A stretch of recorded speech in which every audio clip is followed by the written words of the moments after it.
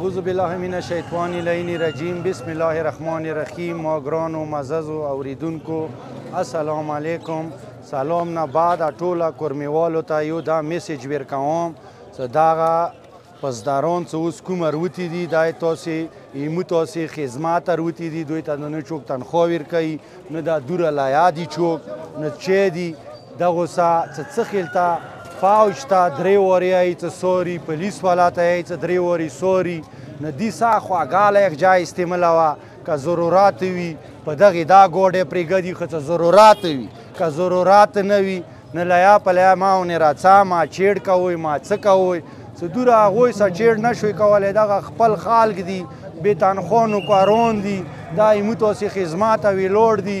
ټولو ته زه دغه یو ریکویسټ ورته کوم څه ښه تعاون ورسه وکړئ دا ایمو قوم خدمات او ویلوړ دي دوی ته چا تنخوا نه دی لګولي دوی ته د څوک روژه ماتې نه ورکوي څوک د چای نه ورکوي دا ماسې ککړ ویلوړ دي دا خونو کې مور و پلار لري خونو کې خوریا لري سکولونه لري هر څه لري خو دا څه ورځې خدمات ایمو کوي دوی څه ښه بھرپور تعاون پکار دی دوی څه ځنه ریزنګ نه دی پکار لکه هغه بله ورځې زه هغه ځای کې ویلوړ وم هغه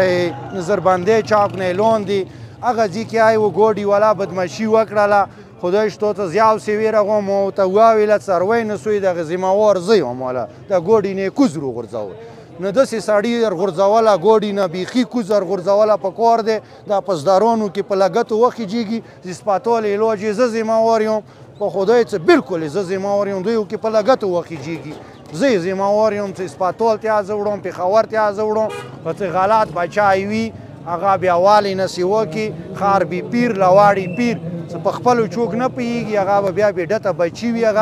هغه بیا دا شی کور نه کوي خو دا ته ایمو تاسې خدمات او ویلوړ دي دغو زه ډېره شکریاده کوم ډېره مننه کوم ورسره د ایمو انتظامیه څه کومه روتي دی هغوی ایمو شکر ادا کوو چې لږه لږه ډیوټي د کوي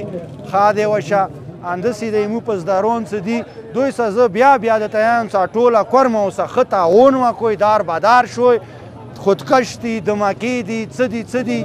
اول ښه ډېر هغو بوډي ما جوړوئ ډېر شور الغوا په یوه ځای ما جوړوئ څه چېرته چای وکسئ ونې ورټولېږئ پوښتنه یې نه کوئ څه دا سیر په دوې دی که په یوې دی اول دغه نه لږ ځان واقف کوئ غریبانو خلکو ډېر زیات خیال ساتئ یو سړی به مالدارې وي هغه به په 2000 روپیه غوښه خلي 3000 بیا خلي په 3000 با چیچاک خلي غریب سړی نشي خیستلی غریب سړي لږ زیات خیال ساتئ چې هغه د مشره خیال ونه ساتي نو نور هغې بیا یې تو غم چوک نه کوي که نه وسلام